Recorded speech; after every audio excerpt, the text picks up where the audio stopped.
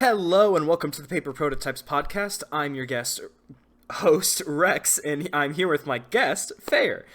He is one of the devs of Arco. So Fayer, why don't you tell me a little bit about yourself and then a little bit about Arco?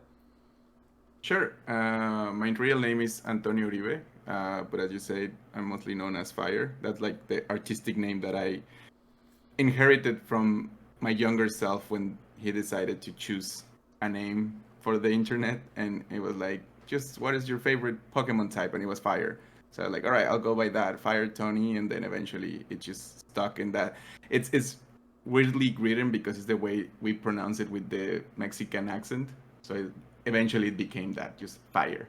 Uh, what else? I've been a game developer for more than 10 years. I started my career making mobile games, and eventually I started a company. Or, well, I made games with friends, and eventually that became a company. And at some point, I got kind of tired of having a lot of people working, being a manager for them, and I left that company. And then at some point in between that, well, that immediately after that, the pandemic happened. So it made me sit down and have some time to think. And then at some point, the Arco team reached out to me and hired me for a very specific job that eventually became me joining the whole team and being a part of this new and interesting game. And yeah, I don't know, Arco. It's a difficult game to explain. I think I most of the time I just say that it's a point and click adventure with combat. Sometimes I say it's a JRPG like because to me that's what they are, a point and click adventure with combat.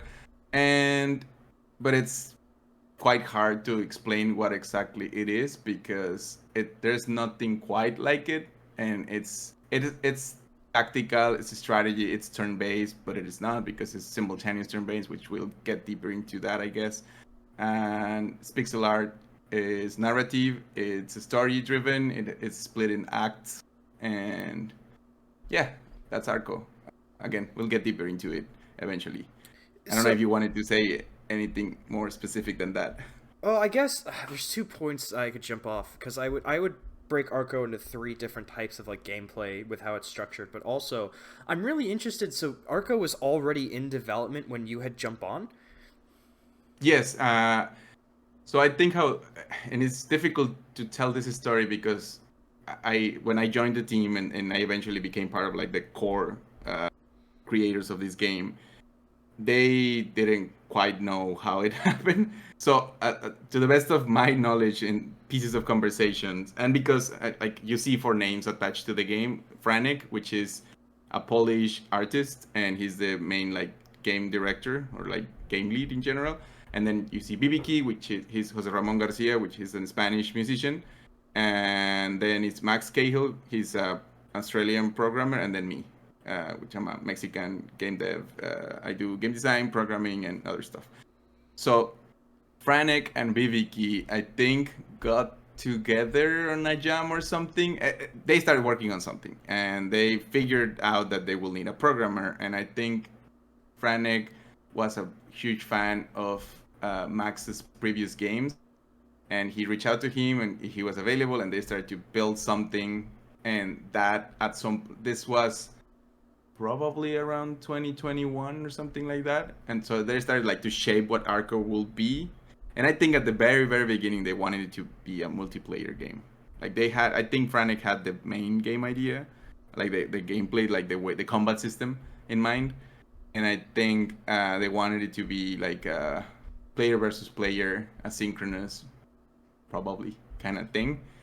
And I don't know how it happened that they tried to turn it into like some, because they needed to make a prototype or a vertical slice. I think that's when they made it a little bit more maybe into the roguelite, like more of an adventure, like some story beats and then combat, and then like you have a goal in mind. Maybe like they wanted it to be like a roguelite, I think, in that twist. So it showed okay to publishers, and I think at the end of 2021 or something like that, they got in contact with Panic, and they signed the game with those ideas. I think at the beautiful pixel art, it had good music, and it had an interesting combat system. And I think those things were nicely put together, but the game didn't really have a complete shape.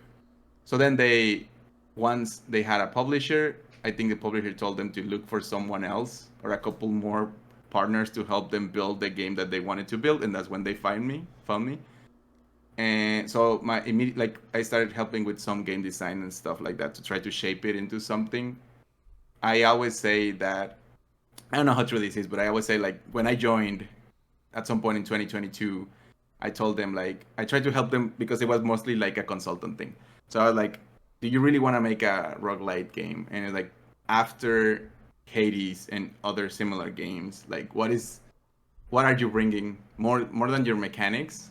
What else are you bringing into like it's gonna be really hard to sell. I think that was my mindset at the time. I was kind of like tired of roguelites in general. Oh my I god, so wanted am I. yeah, and it's like and they're great, but like I kind of want to play something that is designed, like like someone makes something a complete experience for me to like enjoy or like at least like go through. And I said like I mean I really enjoy roguelites like anybody else, but at some point I'm like I want to know when it starts and when it ends, and I don't want to be trapped in a loop of endlessly doing the same stuff over and over again. And again, like at this time, like it feels like post Hades, like what are you gonna do to make it? Like it seems like we're over, in a way, like in a sense that. Then Balatro happened, and it's like heavily systemic game, which like it's anyway, it's another thing. So I was like, let's make something, or like what like I when I played that vertical slice, it didn't have like a story, but it had like this little simple dialogues to like push you to like explore stuff around like these vistas. Like the that system was in place. I think they wanted it to be like a survival because you had like water and food, and you had to like stop at some points and eat, and like those systems were like important for that kind of version. And when I played it, I personally I don't like those kinds of systems because it feels like you're always like against uh well those systems, and also like time. Like it feels like it's always like claustrophobic. Like you feel the oppression of those kinds of systems, and you feel like always cornered, which is it makes sense for the setting that the like the Western kind of vibe. But anyway, I was like, I really like this. You have the systems for like dialogues. Like the vistas are beautiful. They already had like some like really interesting looking, more like just like I don't know if they had the ones that we have now that are like the temple, like Mayan temple inspired, like the monoliths or those kinds of things. But like they had something that it looked beautiful, like the perspective of like your characters is so tiny and then the world is so big felt really interesting to me. Like it surprised me a lot. And then the combat was really good. That was like something like, oh, I had a lot of fun with that. And then you had that other thing, so I said, why don't you like shape it in like something more narrative? So we designed some things, and even if like it changes a little bit, I think it will be more interesting to make that kind of game, or at least it's more defined to be able to sell it. And I think at some point they were like on like they wanted to make something different, but I like gave it a structure like that, and we tried to make something like on we upgraded the vertical slice with those ideas, and I think we all liked it for whatever reason. I don't think Arco is the vision of that they had since the very beginning, and I don't think that the version that we released is anybody's Arco. I think it's a perfect blend of all of us in different ways, because it became so big, and like we found the actual game doing this stuff, like just putting all of the pieces together and trying to like give it a shape. So at some point, again, I was like just freelancer. I tried to give it a structure because that's what I was asked to do, and they they didn't like love it at first, but they were like, okay, we see what you're trying to say, and we had conversation with the publisher, and at some point, that job was kind of done, and I was like, all right, I did what you asked. Here it is. But I quite like what you were trying to make, and I also have some time, and this is my curriculum. If you want me to be involved, let me know. Because I like them and I like the project, and I think it was something really interesting in there. they again like they weren't really like committed to this new shape or form yet. I think it still was like the game was still finding its like what was gonna be the way the game was gonna be, and but they saw that I also was a programmer, and they were like, "Oh, you can program. Our game is made in this thing called Up to D. Are you familiar with Lua?" And I was like, "Yeah, I play with Pico 8 and other similar stuff. I actually like my first games were made in another Lua engine." So they were like, "Cool, then program. We can use that because they we needed to deliver for the different milestones of the project." And that's what made me like I started to help with that. The game started to advance, and I think at that point, like we were so focused on trying to shape it in the code in the game that eventually when we had another opportunity to like check what we already built, it was kind of more or less shaped into this form that we have that we finally ship, and we were happy with that. Like we discovered like the narrative pieces were like really well for the game. We started to create the characters, and the world was more or less there, but like we started to add to it, and then we started to shape a story more so than just like pieces of like combat and events and stuff like that. And they all like felt good together. I think by what was it? I think by the end of 2022, we needed to deliver like an alpha version of, like a like what is the actual game is gonna look like and like fit together. And that's the thing that define that we sent back to the publisher, and they were like, yeah, we quite like this. And then I think we worked. When was the first time that I think we showed around the end of 2023? We showed like the first demo, public demo on PAX, and that was the next milestone. Like try to put it together in a good shape for like regular gamers consumption. But yeah, so that's like long story short, that's the way I joined the team. Like it started as something like they were looking for help. They not my specific help, but like they found me and they liked me, and then I joined and I ended up becoming like a big piece of this 4 people team, core team, because there were other helpers along the way. And yeah. So, was it always a plans to be set in like Mesoamerica, or was that something that you helped spur? I think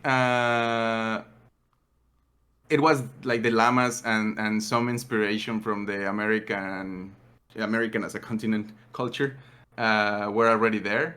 I think I just added uh, a layer of more knowledge of those specific places. Uh, it was not like a western on like the frontier from like U.S. and Mexico. It was always like kind of, to me when I first saw it, it felt like fantasy, but like instead of set in like the European like classic like Lord of the Rings, it was like here in the Americas, and a lot of those things were already there. I think I just added a little bit more of like of knowledge of the places, specific places and stuff. But eventually, like I think first it was never meant to be representative in the sense of like this is not meant to be like a true depiction of anything. It's fantasy, so it's inspired of a lot of things, not only like from the Mesoamerican region, but like in general from the world. Because again, like having this kind of team like spread from different places, like the music is really Spanish, for example, and a lot of people think like Latino inspiration because of the guitar, but that comes also from Spain. So and it's where the musician is from. So I think it's another thing that I could add, but it always felt like it was like we all were adding our own ideas and inspirations into the mix, trying to make it as true to the thing that we discover in the game, more so than again like it was never meant to be representative of, yeah, this is gonna be an Aztec or a Mayan or like any other kind of like real uh, people.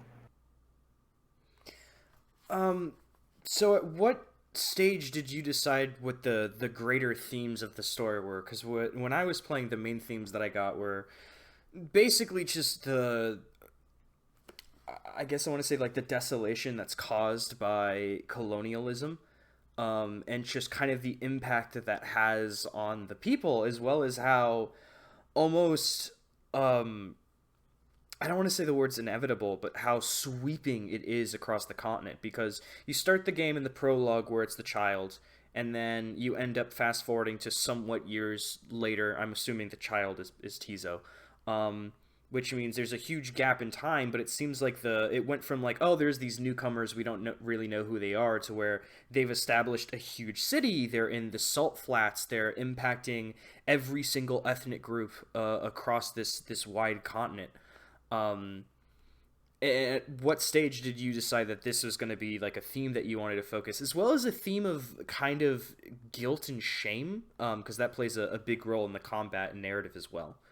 Yeah, I think it wasn't there from the very very beginning, because as I said, the game wasn't supposed to be story or like narratively driven and all that. But eventually, when we decided that we wanted to tell a story, and all the pieces had some, like, the world was kind of imagined in like all the different tribes and people existed in this world that is a new place that we call Masitok. And it, I think there was like someone from before, when they were like trying to do, like, wrote an intro to this kind of world. So there was that imagination in there.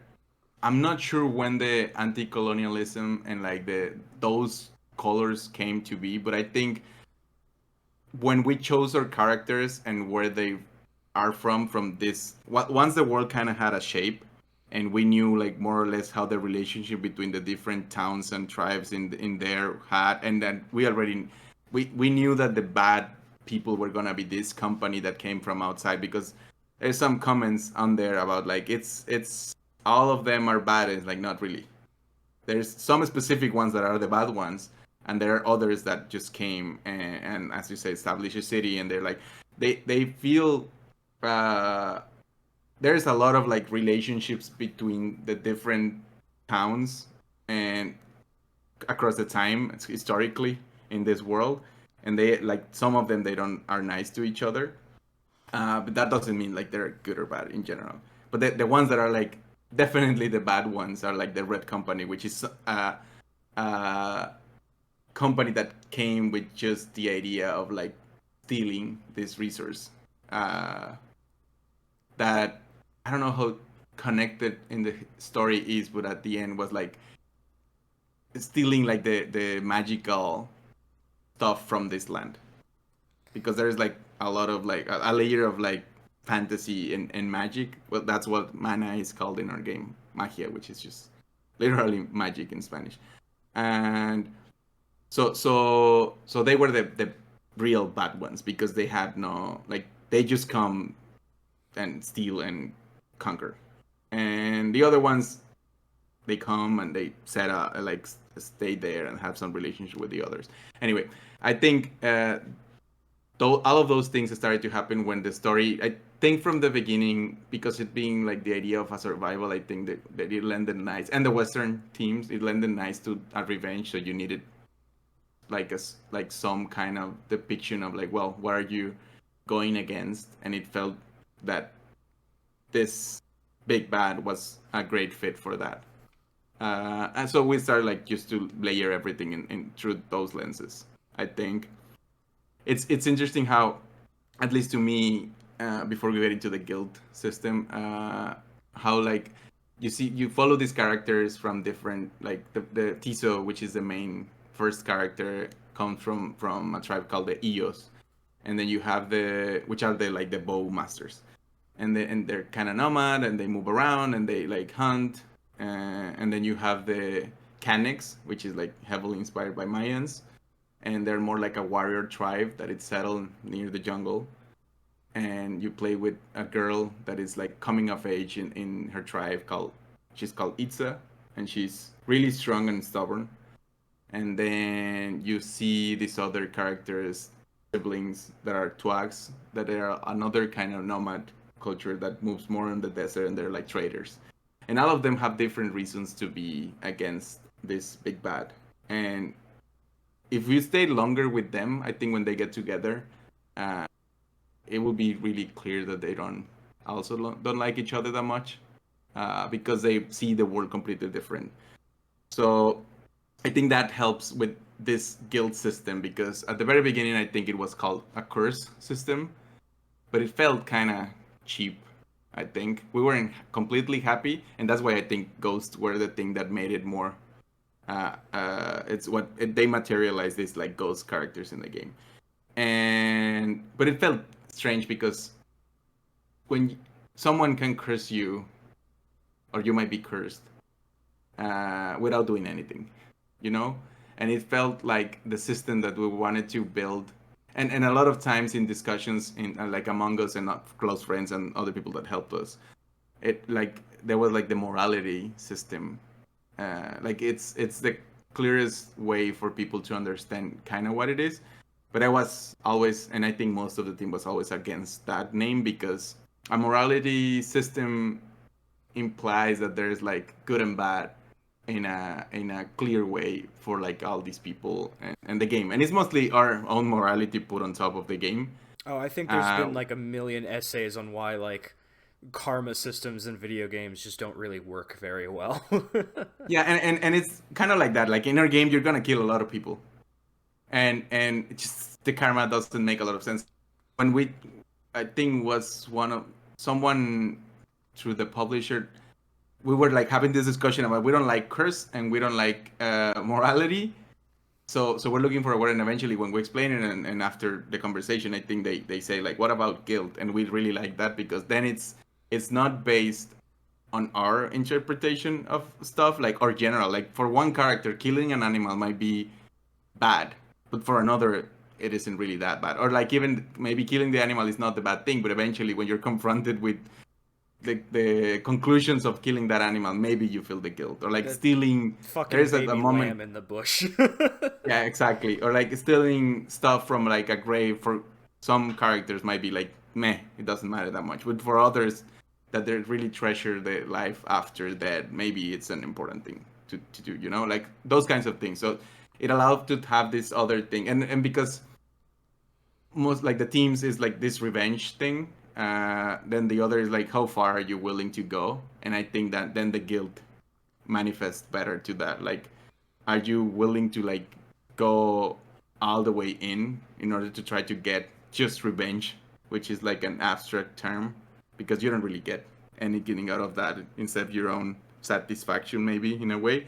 Anyway, a lot of discussions about that, but like at some point I think it got easier to make, like even with these heavy themes and narratives and stuff, because the characters, we understood the characters that were completely different from the others, and the world had like we've been working on it enough time, and it was shaped in a way, and we have the maps and all that, that it allows us to like easily understand like what makes sense or doesn't make sense for these kinds of characters. And then from there I think the game just started to flow quite like easier for us to make, because before that it like it was like a lot of like just pieces, and that was relatively late in the game, I think, because when we showed the first thing, it was like mostly just like bits and pieces of like the structure of the game, because yeah, you don't have to put it all together to have a demo or something. Right now the demo is just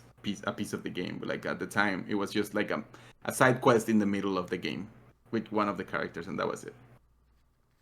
Well, I liked the guild system a lot because I mean, we'll talk about the combat in a second, but because obviously the shame manifests as problems in combat, but you can kind of at moments like have trade-offs where like, okay, this will bring me a lot of shame, which is going to affect me in combat, but I need the money to buy the goods to survive in combat. So what's my trade-off here?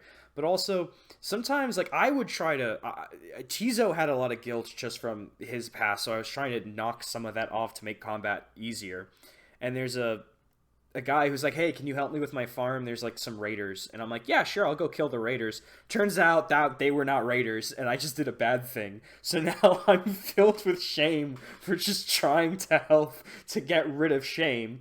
And then I got rid of it by eating a fucking cookie because it tasted really good. Yeah, those cookies are magical.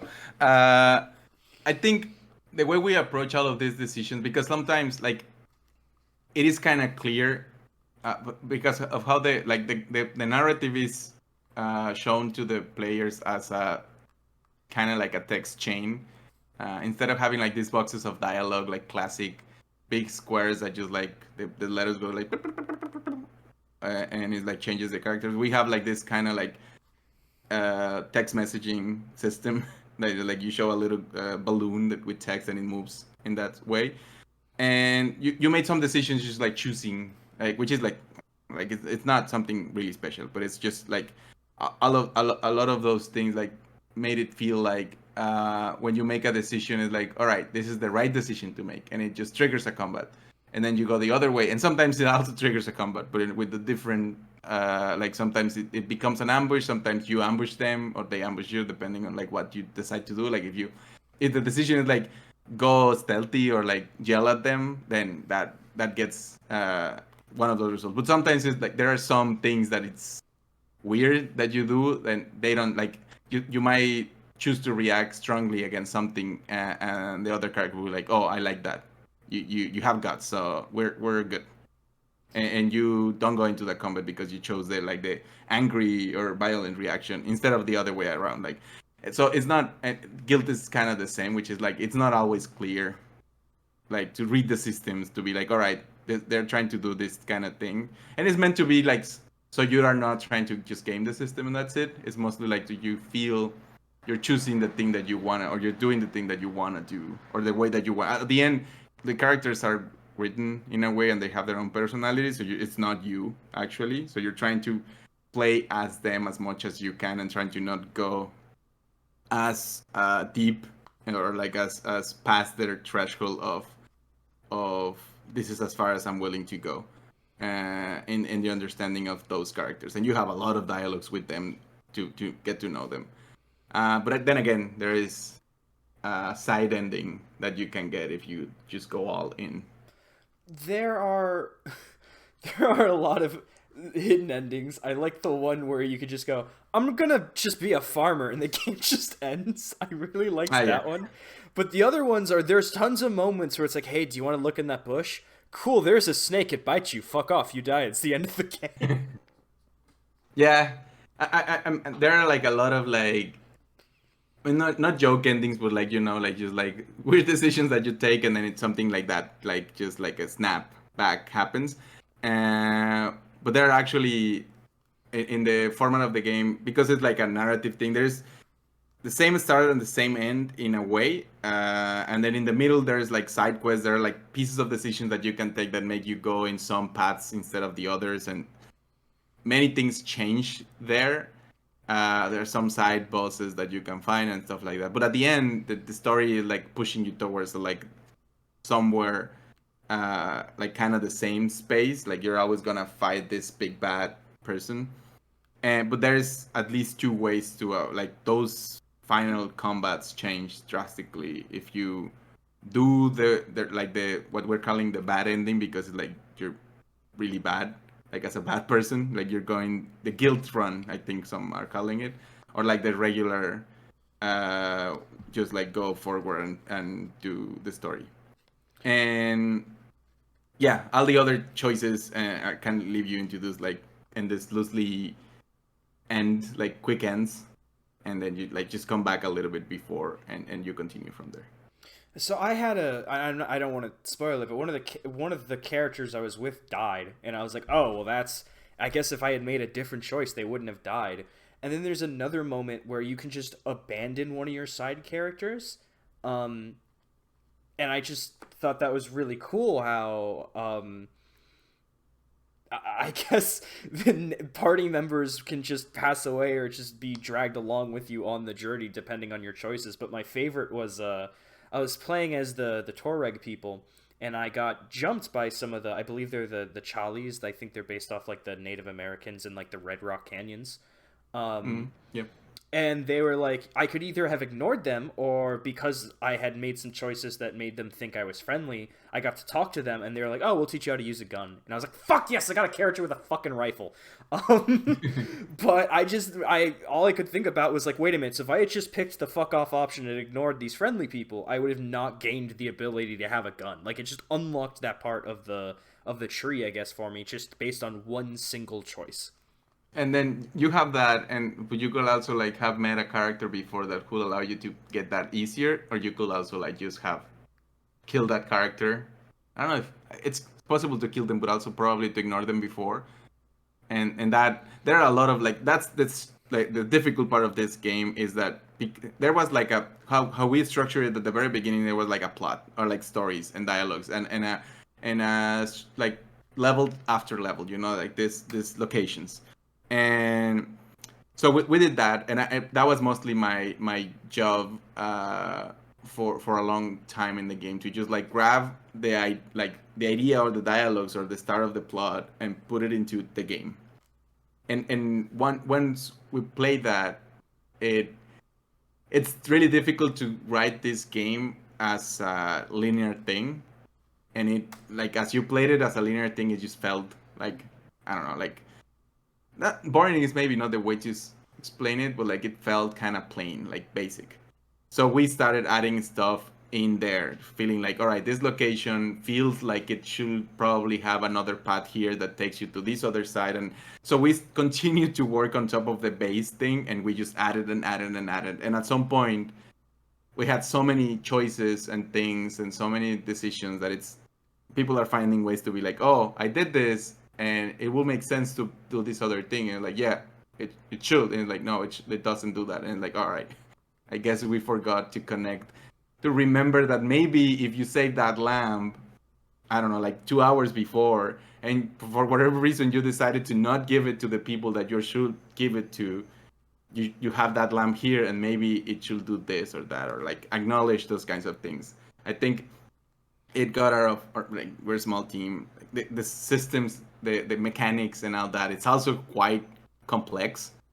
So like just being able to do as much as we did with the systems, it feels like a miracle in a way. There's a lot of decision again, like, and just in that thing that you explained, there are many ways that you could not get that, and it doesn't matter that much, like, because you don't get that cool character or those cool skills or like extra stuff, but still it's like it's your own thing. Or you could do a specific way, like just follow the path of like little breadcrumbs and end up in that, which makes things maybe easier or maybe more exciting. And that's the other path, as I mentioned. Like there's a lot of like mini decisions that you have to make in order to like unlock stuff that then unlocks another stuff and like that.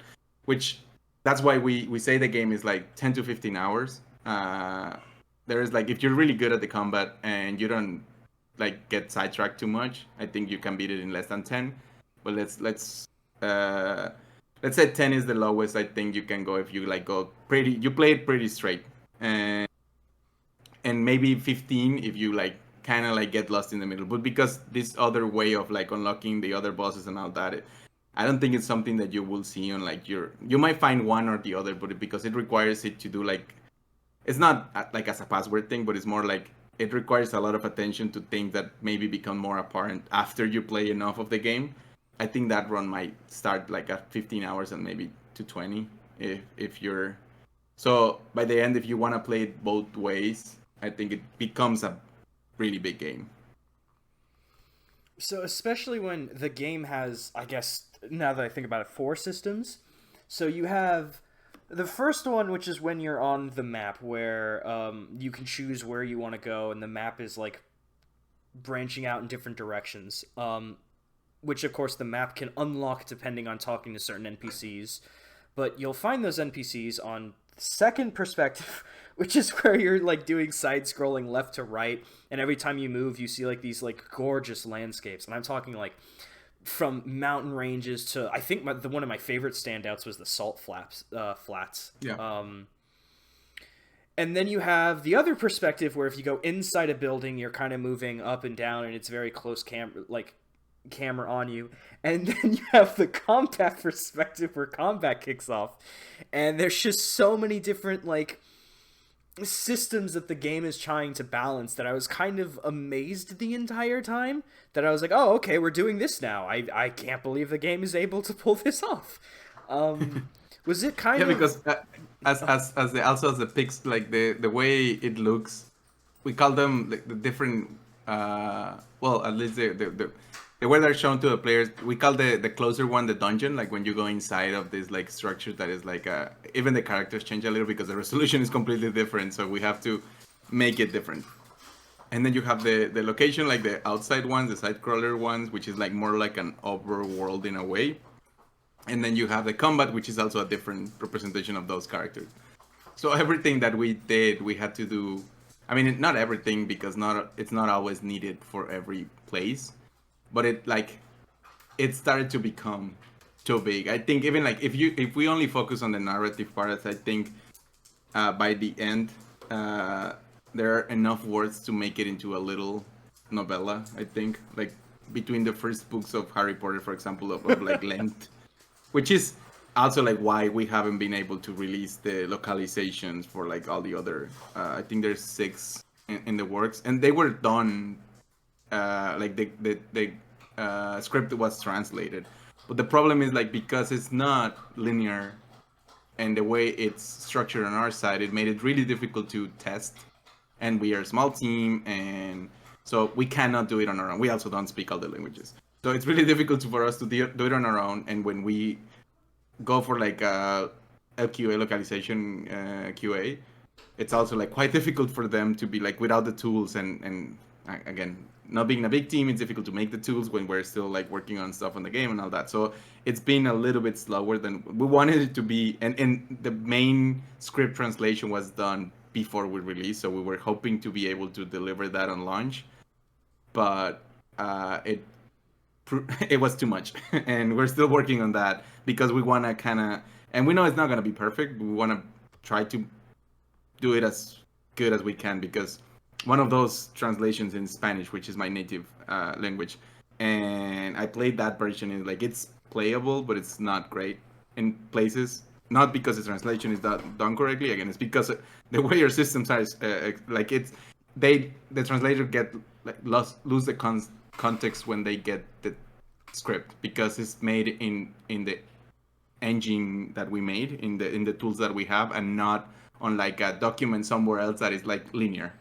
So it's not like translating a book that you can see, well, what is the previous conversation, what is after. In this case, it's like, well, I just have a lot of strings that some of them are connected and others come from like I don't even know, like side steps that you might not know why, because of how, like again, like in the tree that we have, it's code, so it's like it has all the code, but when we like export the strings, it's just like as you're choosing everything, and some decisions end up in the same place, but others are like their own paths, and they open other things, as you mentioned. So it's really difficult. We have a lot of conversations to try to like make it as good as we can. I think And that's again, just like some languages are complex to translate to when you don't have those things. Like canonically, English is the base one. Only the songs are in Spanish canonically, but like in English not having gender in the words and all that, just to Spanish, and or the way it handles times and stuff is like just completely different for other languages. So it's been fun. I'm thinking back to like Skyrim and all the Bethesda games where the voice actors don't know the context behind the previous lines. So you'll hit a dialogue point where someone's really mad at you, but then the dialogue tree resets, and because the voice actor doesn't, they only get a script, they don't see it all as one piece. The voice actor doesn't know that the line that they're about to read is supposed to follow an angry line, so you'll have someone get really mad at you and then go, "Hello there, how can I help you?" Like it'll just be like a completely neutral tone.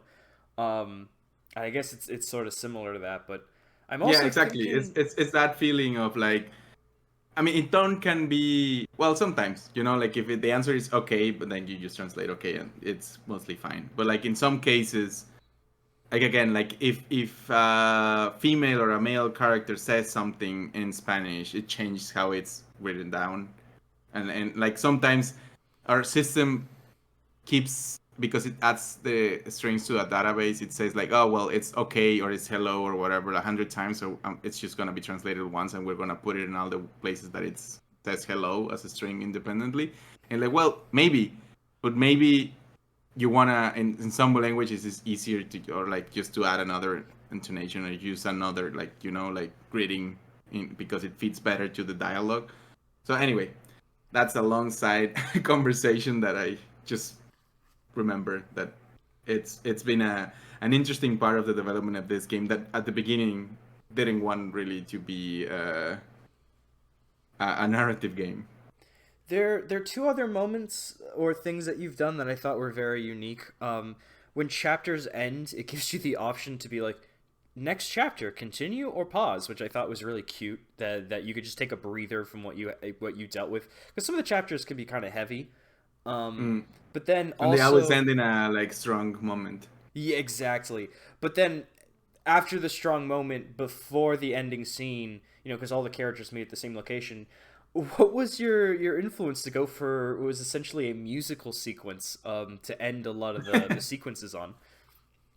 I don't really remember how that happened. I think at some point the musician, and that's one of like the game. I think it's like 600 to 700 megabytes in like the build size, and I think 90 something percent of that is the audio and music. You know, like it's sound effects and music because again, like one of the core members of the team is a musician, and so it's like having a bard in your party that is just like musicalizing everything, and instead of like commonly, which is not a good thing to do, but like commonly when you're working on a game, you like focus on mechanics and all of those things, and eventually you're like, oh yeah, music and sounds. Let's hire someone and make them find a way to put stuff in here that it's already done, you know.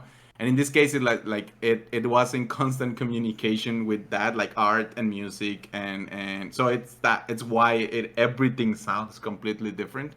Like I remember at a moment there was like oh, there is a bug or like an error when you throw a dynamite or like a knife, because like musicians say like you're using the sound for throwing dynamite, which is like more like whoosh, instead of like whoosh, which is like what a knife sounds like. And like I guess those things sound different when you throw them, but we don't really need to like add variations to those kinds of sounds because I at some point like found a way to make you be able to throw all of your items if you wanted to, and like you're not gonna make sounds for all of the different ones.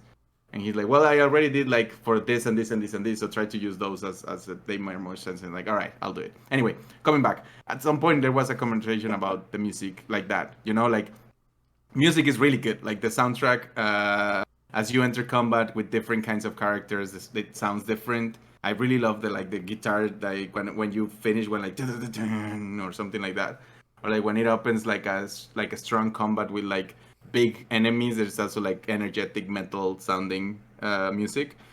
The Canics have a lot of like I don't know if it's a bow or what kind of instrument, like it like or some like also drums on the back. Anyway, and at some point, I don't know if like Viviki said something like I want to make a or he just created the song, you know, like and he felt like it needed lyrics and he added them and he sing it to us.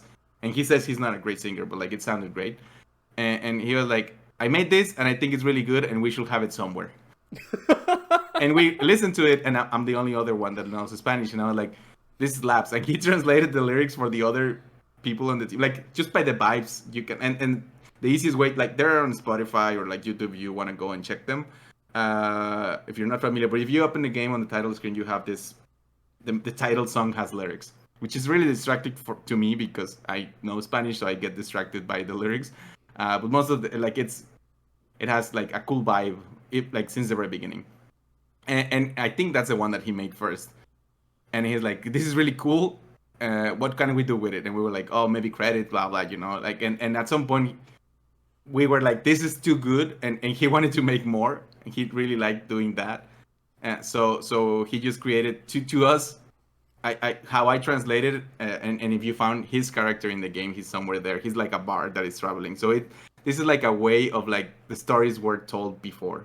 It's just like a singer somewhere that saw the adventures of these characters and is kind of like reminiscing. And I don't know if the version that they play, we had some issues that it was not playing the subtitles, but it's telling the story or like what happened. It's like an ending from an anime, you know, like it's kind of telling you what happened, or in a way. And if you pay enough attention, you might get spoiled if you listen to them before.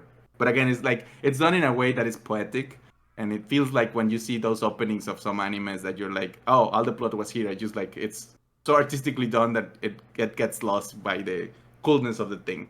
Uh, so it wasn't not really like a huge big decision, and a lot of things in Arco are like that. Like someone has a good idea and we follow through. Like what if this? And like, well, implement it, and if we like it, we keep it, and we do that.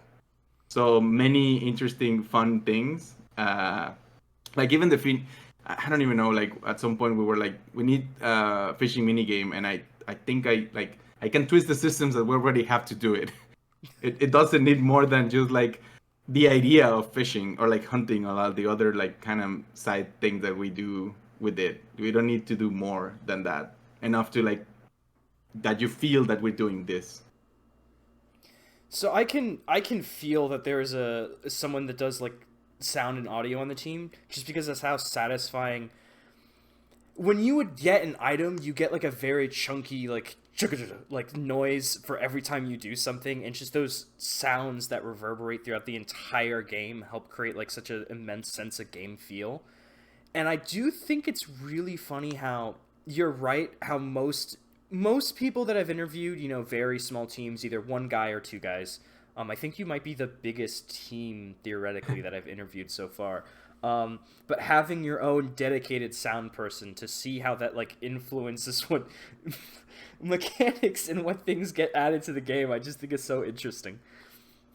Yeah, and I mean, and he's the because he was mostly ahead of all of us. Like he's like when we had an idea for like a boss or something, we started to work on like art or code or whatever it is, like trying to shape it. And he's like, I already have the song. It's gonna sound like this, and like great. And he just like refined it, put it in there, and then he tested the game. So he's the best playing the game. There are some videos on socials of him doing like some 360 no scope kind of like really good game like playing this game, and he's the one that broke everything. And at some point it made the game too difficult because we were balancing against, which is something common that happens, you get too good at your own game because you've been playing it a long time, and we have to rebalance. But he luckily there are some of us that really didn't get a lot of time with the actual gameplay side of the game, so it was always easy to be like, dude, this combat is like really really hard, so let's tone it down a little bit. And it was never meant. It's kind of hard, the game in general, but it's not meant to be hard in the Souls like kind of discussion. It's not meant to be like you have to struggle because it's like a sad world and it's difficult and people die and blah blah blah. Revenge. No, it's like that's why we added this, which I think we inherited from Celeste. The system of like if you die, we can just like return to immediately to where you were right before, so we don't waste time. We don't want it to go into the classic RPG way, which is like you have a 40-minute combat with a boss or whatever, and then you lose, and then you get back into the narrative parts, and you have to like click click click click click, click for a lot of dialogue, and then bounce back into the fight, and then again lose, and it's a lot of waste of time. Most of the combats should take you less than a couple minutes. I don't think only bosses, I think, and if not, it's because you're thinking too much and you shouldn't be. This is not a thinking game. I mean, you can play it like that, but I think the best strategy is to just go and get yourself killed many times, so you understand how the patterns of the enemies, and then you try to play it the way you're intended to commit. So And yeah, you also gave the players the ability to change their equipment unless they get ambushed, which I thought was a great sense of like, oh shit, I am ambushed. But then you gave the ability to, if you've built up enough XP, you can add abilities that you might need in combat, and you can respec, I guess, like you could reload back to the front of the fight. But then you also gave the ability to, unless it's an ambush, back out of the fight and restart the section, so you have multiple ways to handle fights. With equipment, new abilities, and just trying new things. Was this all done to prevent situations where players might have felt that they would lock themselves in a fight that they were not ready for, or that they were under-equipped for, and they'd go, well, I'm kind of fucked? yes, exactly. I think because we were not completely sure that the game was correctly balanced, because that's something that you do at the very end. And again, like we didn't have. I think to make this game the best version of it, we needed like an extra year of all of us playing it with like a small committed, like an early access kind of situation. Like you have a small like a couple hundred people playing it and giving you feedback, and you like iterate through that, and it didn't need to be that kind of game, I think. So this was the easiest way to be like, you know what, if it feels like too much, you just like back out, do something else, and come back. You sometimes can be just like, well, I'm gonna back out and have another conversation and see if I can skip this, because I didn't know that was gonna be triggered, and it's fine, I guess. Like you should play it the way you want to play it. We don't want to punish you in any way. At least that's how I personally see it. We try to be as to let you be as comfortable with the skills as you can, and most of the time there's a lot of work into like not cornering you. There's been some moments where like people have said like, oh, I got cornering here because of this and this and that, and we try to go there and like patch it, because it's never intended to be like that. And we didn't have time, we wanted to do something that allowed you to undo your move, and because sometimes you like misclick, or sometimes you like you send an arrow or something, and it doesn't quite get there, but it seems like it's gonna be, because it's like kind of finicky, the system. And maybe we can talk a little bit after an hour of like having a conversation. We can talk about how the combat works, and Yes. we call it yeah.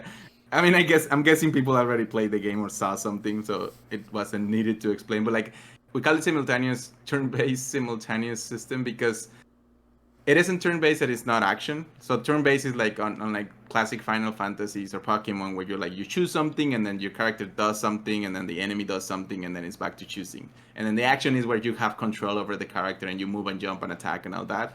And we're somewhere in the middle, because you get control of your character in a way through the actions. It can be movement, it can be teleportation, it can be passive stuff, or it can be like throwing an arrow, or like using an item, all of that.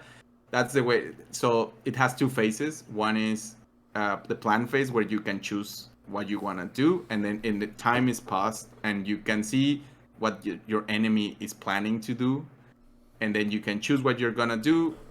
For example, you can see an enemy that is gonna walk towards a part of the map, and you can be like, all right, I'm gonna throw an arrow. If the character is far enough, maybe I can throw it in that direction, and by the time like when things move, maybe it hits them.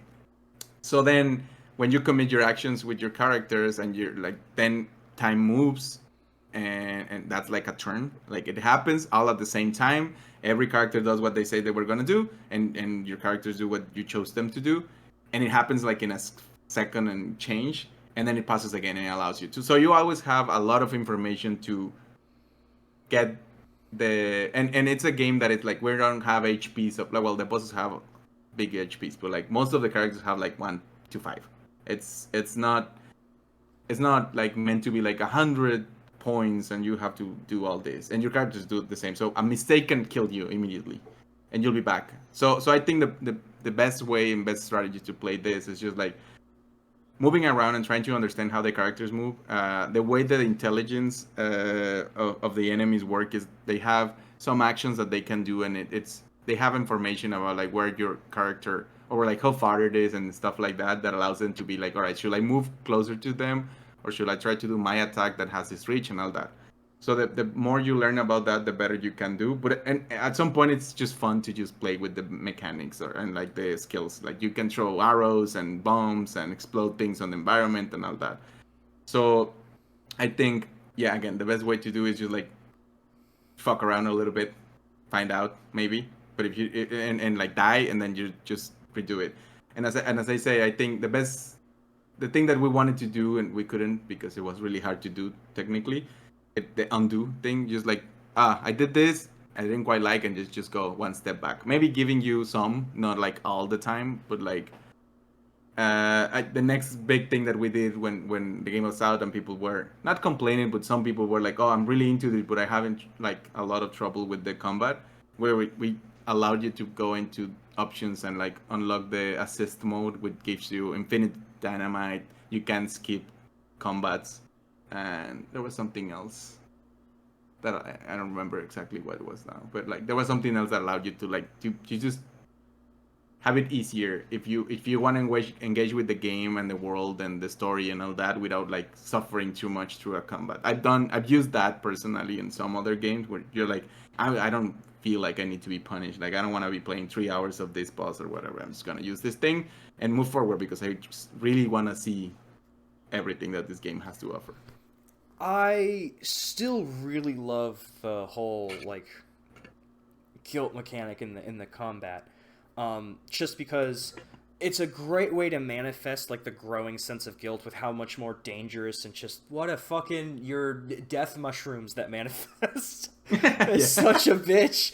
But it's one like so there was a moment where I think I was playing with Tizo, and I was playing as the Torek guys, and they were going to get like a I forget what it's called, like a little traveler got jumped by some bandits, and I was thinking like I don't have the equipment to handle this. But if I leave this guy alone to die, I'm gonna get guilt, and my characters are gonna feel guilty, and I don't want to do that. So here I am trying to put my mind in the headspace of the characters, and role-playing and putting myself in a more interesting position, because I don't want to deal with the guilt. But the guilt is also such a fantastic mechanic, because when the game is the most fun is when you get in this flow state where you're not actively thinking, you're just moving around, and having the ghosts move outside of the move during the thinking parts, like almost acts as a timer. But if you play a good way, you can control how well that timer is. So now you're trying to balance again the guilt versus what actions you want to do outside the combat. And I just think it's fucking amazing how well you manage to tie the mechanics of the combat to the narrative and choices that you make outside of the story. So just to explain a little bit deeper to the people that haven't engaged with that part of if they don't know the game. Again, coming back to the combat, these ghosts are the manifestation of your guilt, and there are several different ones, but like the basic one is just a ghost that moves when time is stopped. When you're like, most of the time in the regular game, if you're not guilty, you get as much time as you like. There is no timer or anything. You're like the game is stuck until you make a move, until you choose to do something. But when you're guilty and you have these ghosts, I think there is only one that doesn't do this, but like all of them, and there is like a good one which is a fairy that gives you stuff that's also like that. But the characters move in the thinking phase, and these ghosts specifically, there are two types: the regular and black ghosts. And I think the black ghosts you have to hit, and the other ones they die like in a couple turns. But they follow you. They get close to you. So if you're thinking too much, or like the way the interfaces work, it's like you're struggling with them, like they get closer to you and they can hit, like if they touch you, they damage you. And again, if you're most of the time in this game, you're like a couple hits of being done, so they add a stress to the game, which is again, it's a manifestation of your guilt. So I also think that it's and it's been by the many reviewers, it's seen as something that it's like a cherry on top in a way, like the combat is interesting, the narrative and all that, but this is a way that it's married together. Not only like I choose to do this, so this happened, and I interact with this character in this way, and it prompted a combat or something. But it's also like this other layer of like the things that you do in your journey also make things a little bit easier or harder inside of the combat. And yeah, I also like it. That was the other option I remember for the assist mode, that you can turn off the ghosts, which is a shame because I think it's an important part of the game. But also, like I don't personally like to play against timers most of the times. I don't like to be pressured into doing stuff. And I understand sometimes, like if you're playing on the Switch or on Steam Deck and somebody grabs your attention and you leave your console, you don't want to die just because you left it there for a minute, in a moment that you're supposed to be able to think a little bit more. Anyway, there's no problem. You can always go back in the combat, but still, there are some people that were struggling with that. They were like, the game is perfect, but this feels like too much for me. And we gave them an option to be able to turn them off if you need it. And there's no shame. It's, again, play the game as you want. I think there's many things in this game that are good enough to be able to get it as a part of thing. I don't have any creator's intent of like, if you don't play it like this, you're not playing the real version. It's like, we all have our own lives and our own issues and problems and situations. I don't want to punish you with anything.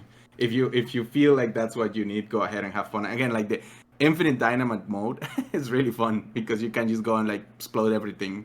and it made like I think maybe having a run like a speed run kind of thing with that might be really fun.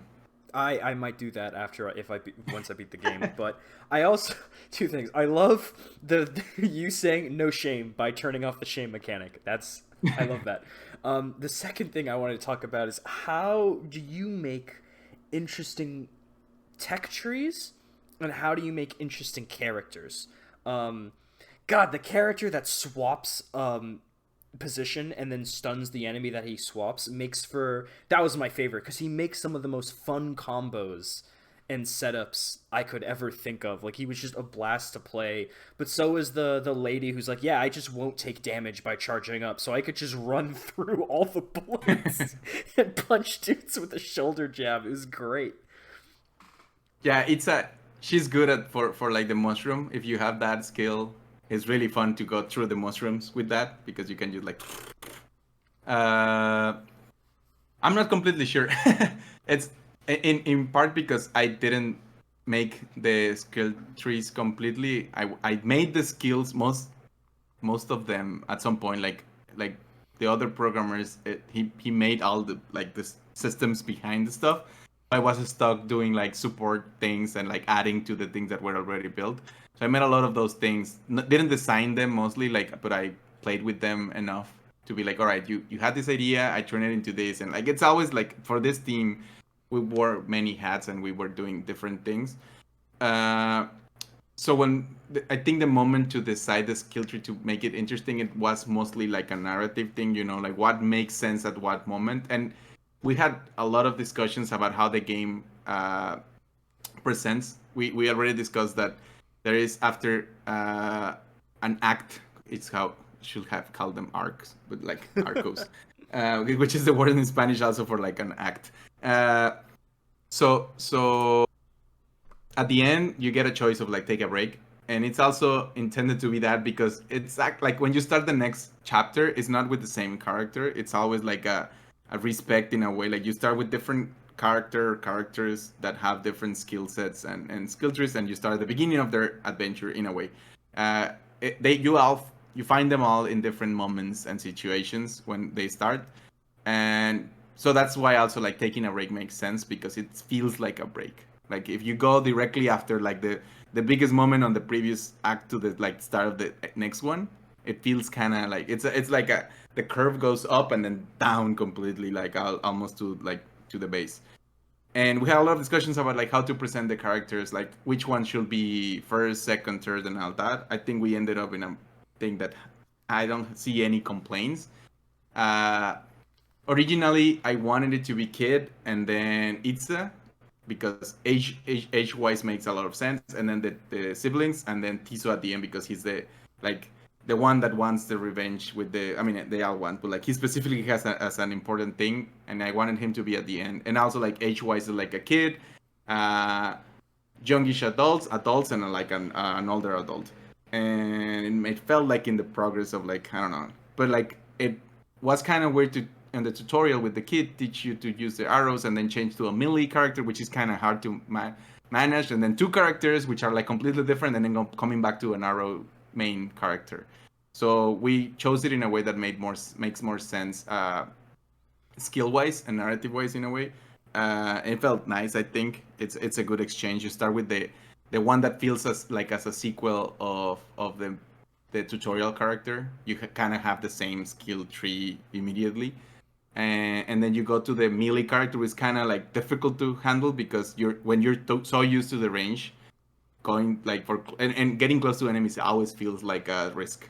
And so you're like, if you played most of Tiso's act from far, then you get like it's the complete opposite, and then you play the two characters that feel like it's one is more range and one is more like close. But it's a nice blend of them because they teleport and they do a lot. Like, and then those are like the fun characters to play because they like, as you say, they teleport and it's like paralyzed, and then one bounces bullets, and then they can learn to shoot as well, and it's a lot of fun stuff to do with them. They're more like ninjas. And then eventually you have all of them together, and you can like play well all ish and you can play like with their strengths. Also we discovered that playing with many characters is not fun because of the way the turn presents. It just gets too slow. So I think 3 was the perfect like number, because 2 it's overwhelming to start, but then when you get used to it, you don't feel it as much. But then 3 gets to that point where you're like, most of the time I'm like kind of getting bored of it. It feels like Advance Wars, like when you're like turn 1 and it's just like moving 100 pieces different, like a little bit further into the thing, and it Oh just my like god, kind of don't. slows Fucking everything. Civilization, where you have to, okay, you got 50 workers to get through, then you have your planes, and then you have your units, and it's just like, automate it, please. I don't want to do this anymore. Yeah, so that's the way I think. More than the skill trees, I'm not completely sure how to make them fun, other than we just try to make it balanced enough so you always got something, an interesting decision to make when you got the experience, and also like it didn't like break the whole game immediately, and that you have some like choice, and you're like, I think the importance of balance is just that, like, I don't think it's like balance in general the game, but I think it's more like it feels like a good rhythm in general, the decisions that you're making, and as long as you're making decisions and it feels that you're making decisions mechanically, I think you feel a game that it's balanced. When you feel like something is unbalanced, it's more like it's not unjust in a way, like it's it feels like it's punishing more than you deserve by the experience that you have, and I think the characters, it's just like the base ones, just as I say, like a range, a melee, and a combination of both of them, but like with like variations of the main melee and range versions. There are others, as you say, like good guns and other kind of characters. There's a skeleton that can get like adds to your thing and to your party at some point as well, if you find that path, and other weird characters like that add. I think we haven't really explored the deepness of the systems that much.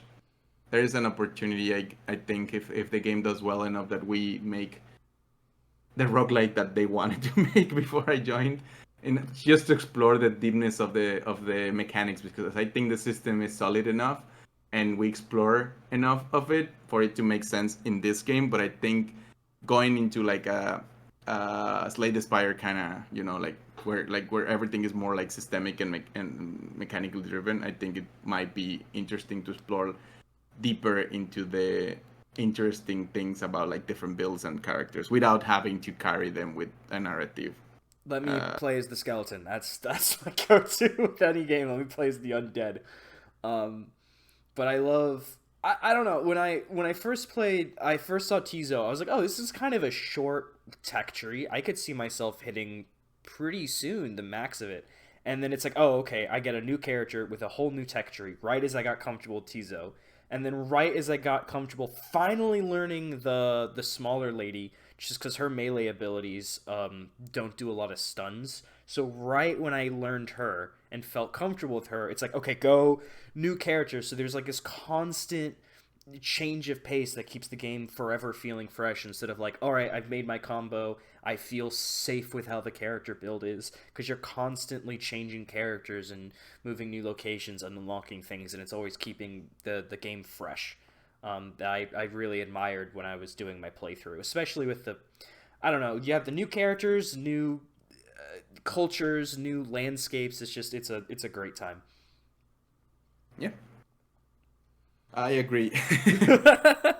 It's fun because like I play the first version of the game that I played was completely different than what we ended up doing, but I still saw the same thing that you mentioned. Like, oh, I quite liked what I'm seeing.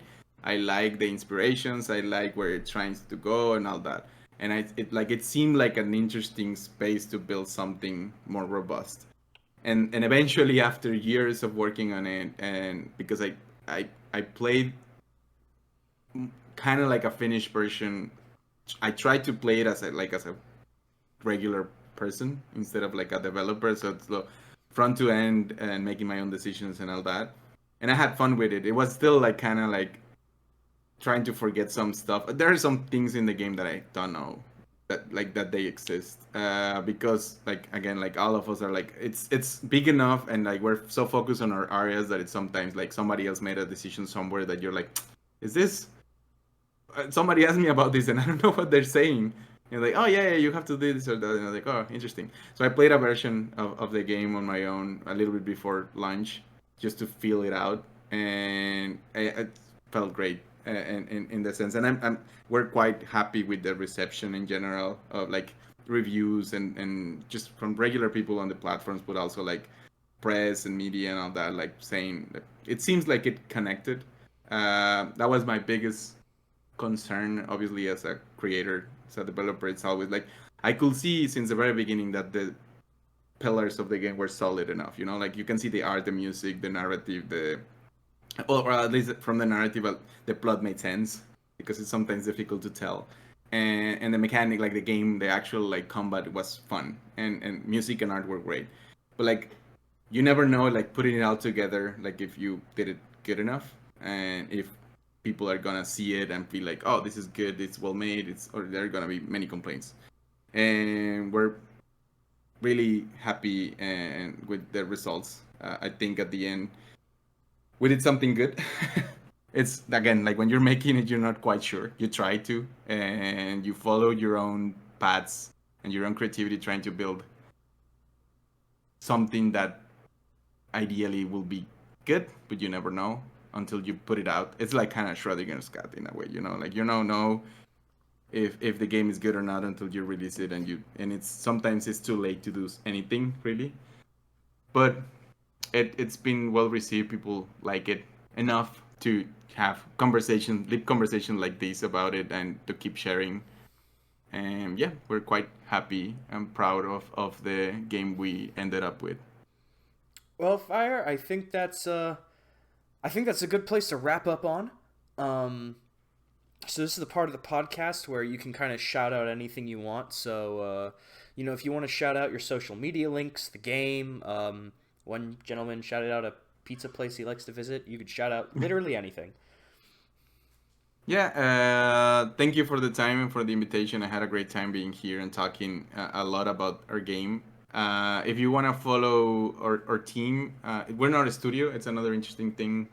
It's just for people on the core. Again, there like if you see the credits, there are others that helped us. But we are the creators of the game, and you can follow us at the socials of the game are the main website is arco.game, and you can see I think in most of places that we are Arco Game Dev. So if you want to follow for like updates and more news about like stuff that we're doing in the game, we're still working on it, adding stuff to it, fixing things, and if other platforms or like merge or stuff happens, it's gonna be talked there. And that account follows the creators. If you're like interested in following any of us, I'm Fayer. My Twitter handle is at FayerDev. If you're interested in follow me, I talk a lot about what I do and a lot about other Mexican games because I'm really committed to the local scene. And actually, I think I don't know when this is gonna be out, but hopefully there's a sale going on, like an event kind of those on Steam called Mexican Entertainment System, which puts together hundreds of Mexican games in bundles and discounted. And like, just if you're curious about like other, this is not a Mexican game. I don't consider this a Mexican game because again the team is not from here completely. There is Mexicans in the game, obviously. uh, but these other games, most of them are like made here with like local teams and about the stuff that we like. I also wanted to shout out a friend's game called Mexico 1921: A Deep Slumber that just released a couple days ago, and it's about mystery investigation from 1921 in Mexico. It's like it's a documentary game that follows the story of who assassinated the president at the time, and it's all based on true historical things. So it's an interesting, it's beautiful. So that's something really recent that released from here if you're interested. But if not, go to the Steam page and look at all the other ones, and they're heavily discounted, so you can grab a bunch of them for like not a lot of money. And yeah, I think that's it. Again, follow Arco Game Dev if you're interested in learning more about our game and where we are.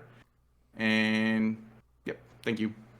And I think that about wraps it up. I'm Rex, You can find me on, YouTube. This will be on Spotify, of course. Everything will be on a link tree down below, including with my Twitter and Blue Sky and Threads, just whatever the fuck exists anymore. I don't know. And of course, I'll also have a link to my all the links that Fayer mentioned, and to Arco itself, and I'll have a link to my Ko-Fi. If you want to support the podcast, it is always big help. Other than that, I think that wraps up everything. So until next time, bye. Bye.